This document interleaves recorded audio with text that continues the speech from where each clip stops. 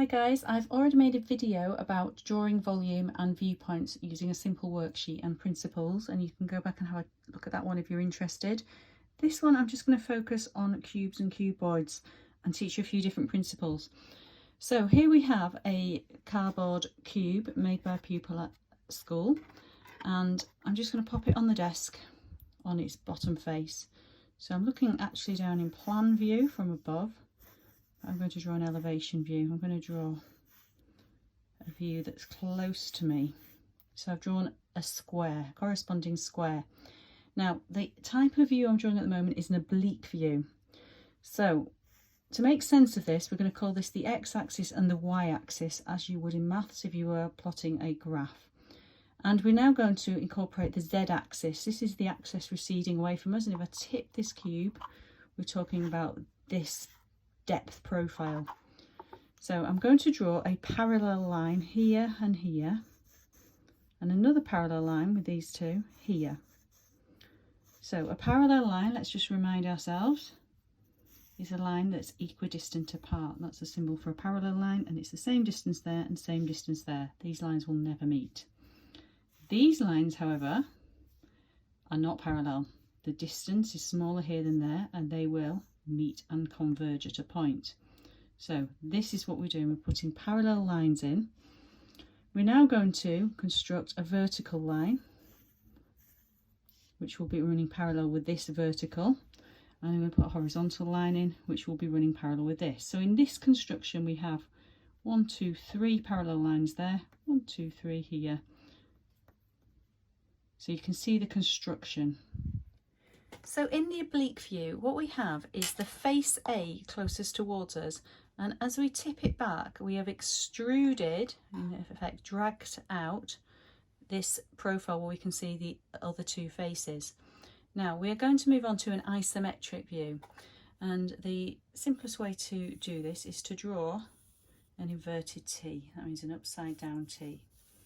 Now you could construct this with a ruler if you wanted to. I'm just freehanding it, but I am going to make a point. I have got myself a protractor. I'm going to line it up with the centre point, and I'm going to plot 30 degrees.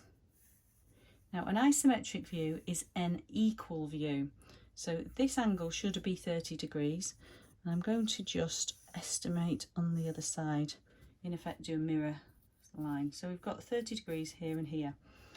Now what we have is on face A, we're going to put face B and C just as we have here, but we're going to construct it in a similar way. So we're going to put a line parallel here, there. Now it's hard to plot the other one without constructing the other faces, so I've done the same thing here and here. So parallel, parallel, parallel, parallel. I'm going to pop in my vertical line. This describes this edge, but this time this describes this edge. Now I'm going to construct this line, and remember it's parallel with this one. I'm going to construct it parallel there, and I'm going to construct this one, and this one parallel here. So we have two views, slightly different. So we have A, B and C face corresponding. Now there's a problem with both these viewpoints. We can see all three faces, and we can see that this constructs and creates the illusion of a cube. But it doesn't take into account one thing. Now here I have two pencil sharpeners. They are the same size. Pop them side by side so we can see that. Now if I bring one pencil sharpener closer to the camera, do you see how this pencil sharpener appears to be bigger than the one in the distance? And I fully appreciate the one in the distance is now out of focus.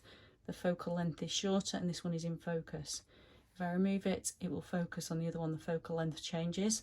That's a slightly different lesson, but important to mention. So this is foreshortening, and foreshortening is something that these two viewpoints do not consider. So these are not a true likeness of creating depth, and we need to go on to consider perspective.